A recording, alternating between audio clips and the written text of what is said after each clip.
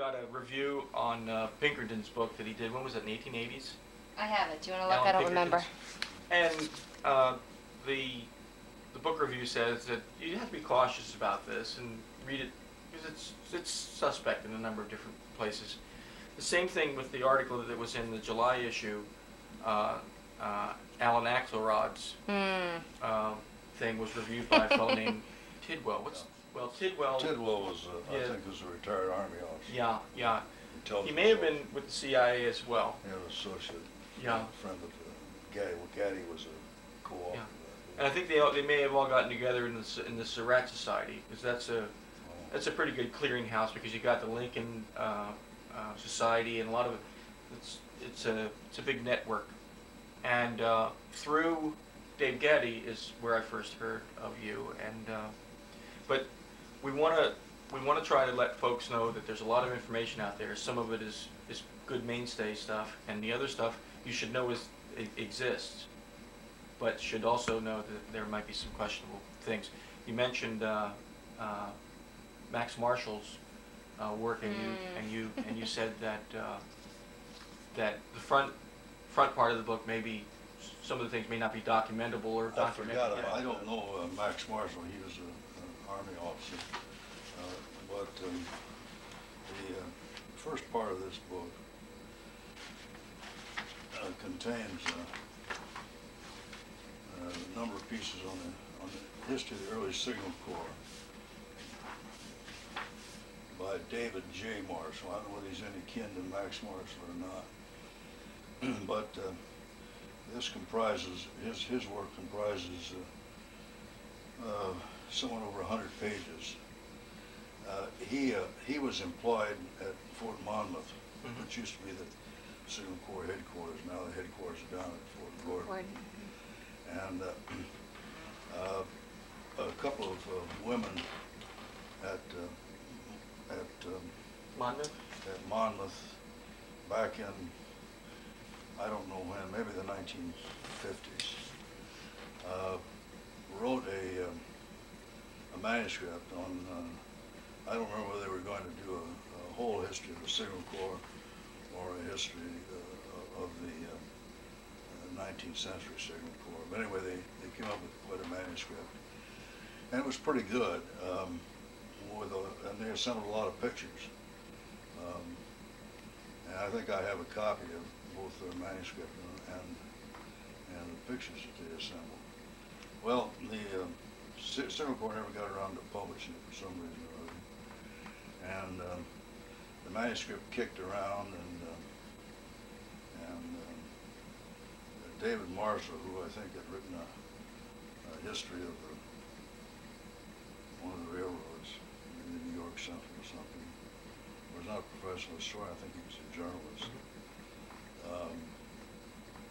got involved somehow, exactly how I don't know, and he turned out on the basis of that manuscript, I guess, and the figments of his imagination, a whole series of articles for a Signal Corps publication called Tech Tag, I think it was. It was a periodical publication. Tech Tag. Tech Tag, that was it, Tech Tag. Technical, tactical. And when I was doing my dissertation on Meyer, I read it, and there are a number of things in it that I had never heard of. And so I wrote him a letter and asked him what his sources were. And the net upshot of it was he got sore and wrote my boss a nasty letter. But never did respond. Yeah. Well, those articles are what comprise the first 100 or so pages. Would that be the section on the Civil War Origins of period? military communications, early Civil War signaling, the birth of the U.S. Army Signal Corps, and so on and so forth, down through the building of the Alaska communication system. Now, Which is in post-war. in some of that material, there are facts, but they're all mixed up with a lot of non-facts. And who's to tell which is which unless you actually, anything in this book by David Marshall, I wouldn't depend upon at all. It's it's unfortunate that Maxwell, who edited it, could have gotten some good pieces elsewhere on the history of the early signal, but he didn't. It's the same anyway, it's the same as General Tidwell mentioning that Axelrod had the sources right at hand, that he could have talked about Thomas Jones helping John Wilkes Booth across the Potomac and so on, and these would have been legitimate stories right from the folks that actually did them, but he chose not to do that and added more lively things that perhaps to sell the book. I've read that book, but I can't speak about it simply because I don't know very much about that whole subject. You're not the only one who's contacted Mr. Marshall. Others have, and they've gotten the same response. David Marshall? David, yes. I don't know whether he's still living or not. Do you know? No, I don't, but Dave Gaddy mentioned Max that Marshall, he the had editor, is a different, I don't know him. I think he was a Signal Corps officer, but I'm not talking about Mac, the editor, I'm talking about David Marshall. Yes, that did the stories themselves. And one should not give that material credence at all. I don't remember some of the things. I was anxious to find out where he'd found out some of these things, because they sounded very interesting. You can see how. But I think he just made it up out of whole cloth.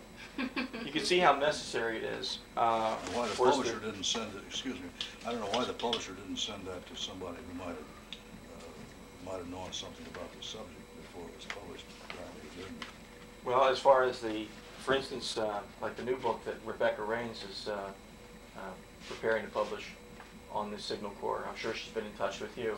Oh, I was one who originated that project, essentially. Well, that's great. And got Becky involved in it. It was my idea. I don't know whether they remember that down to some military history or not. I'd mentioned to Rebecca as well. I said, now I'm sure you're going to be writing about the Confederate Signal Service as well, and she said, oh yes.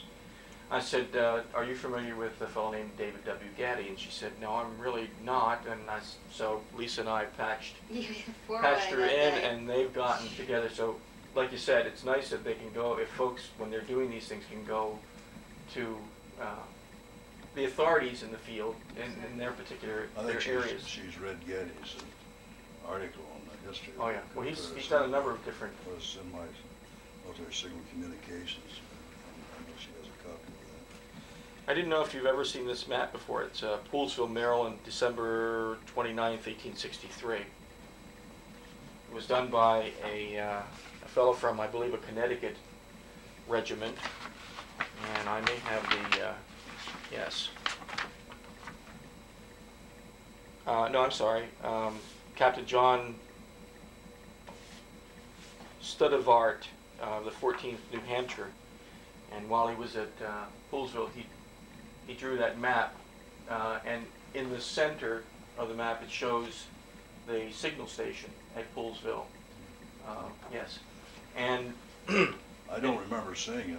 Well, it's the sort of thing that might be in Brown's book. Well, it is in Brown's book. It is. It is in Brown's book. As a matter of fact, they have a little drawing of it. But Brown says in the book that it burned shortly after the war, and so the signal station. The signal station. So I was invited to Poolesville. They were having the Poolesville Day, and it was the second annual, and we were going to signal between Poolesville and Sugarloaf Mountain, using Barnesville as an intermediate station.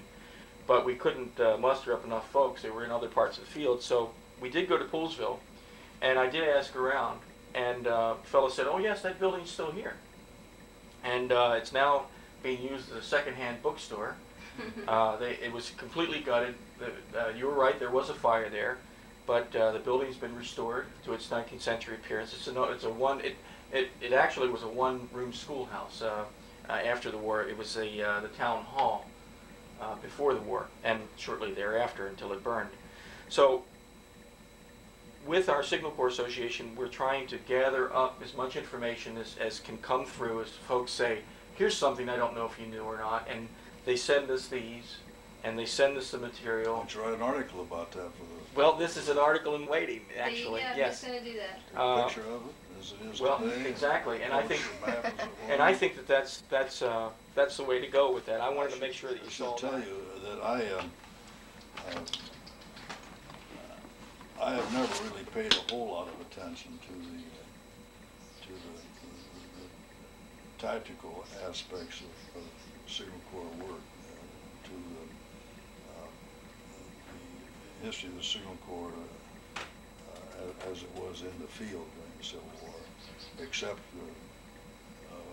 down to about 1862, because my focus was on writing a biography of Meyer, and Meyer spent most of the Civil War years in the headquarters, Yes. rather than in the field, although he was in the field in the first year of the war. So I'm sure you can ask me a lot of questions about the Signal Corps in the field that I really don't have a whole lot of knowledge about. As far as the technical... Go ahead, I just wanted to... No, that's quite all right. That's fine. That's I don't want to sail under any false colors. quite all right. I'm not a tactical historian. You know. Well, I wanted to let you know that what encompassed in this, included in this Signal Corps Association, is a reenactors division, and they portray both Federal and Confederate and civilian telegraphers as well. That was the focus of the original interest of the organization, wasn't it? Reenactment? Primarily? Yes, primarily. It started out as a reenactment unit, and of course the folks, well, actually, we're here to interview you, actually, not me. And, but there were reenactors who wanted better communications for their scripted scenarios, their mock engagements, and so on. And I got involved because of 19th and 18th century music. So to legitimize my presence and not show up when it started to get dark and the campfire started to be built, I said, well, what do you need that you don't have? And they said, well, we need a Signal Corps. And so I looked high and low and couldn't find a thing on it. If you look at all of the modern books and such in the library where it says signals, you see naval signals mostly. And then anything else, you'll see signals, sign language for the deaf, and so on. And so it took my association with Dave Gaddy, who happened to come to a Confederate Memorial Day service at Loudon Park Cemetery. And I happened to be there because that was the first group that that invited me in. I now do both Federal and Confederate and civilian as well. And so does the entire, well, mostly, yeah, oh yes, well, the pay's good on one side and the benefits are good on another, and with the civilians you can just walk away when you want to. But so that's the way that got started. And yes, the fact that we were craving information to try to legitimize ourselves and come up with some sort of initial air of authenticity. Dave Gaddy and I and a few other people realized that there were more people out there who actually wanted to know about the signal history than wanted to recreate it for the public. And unfortunately, we have to admit that we go to a lot of dog and pony shows, and in that